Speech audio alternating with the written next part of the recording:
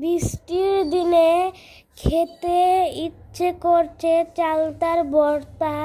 তো আমি এখন চালতার ভর্তা বানাবো। প্রথমে খুব সাবধানতার সাথে চালতাগুলো কেটে নেব যাতে হাত না কাটে।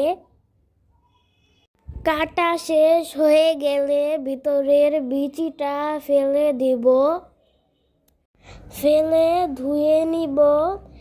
এরপরে পাতা এবং পুঁতা এনে চালতাগুলোকে ভালো করে ঝাঁকানাকা করে ভর্তা করে নেব। তারপরে পিঙ্ক সল্ট কাঁচামরিচ দিয়ে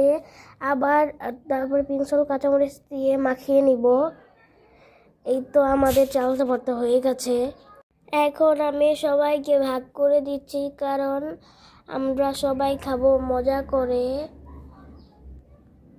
চালতা যদিও চিনি দিয়ে রান্না করে আচার বানানো যায়, কিন্তু কাঁচা চালতার ভর্তা খাওয়ার মজাই আলাদা, মজাই অন্যরকম।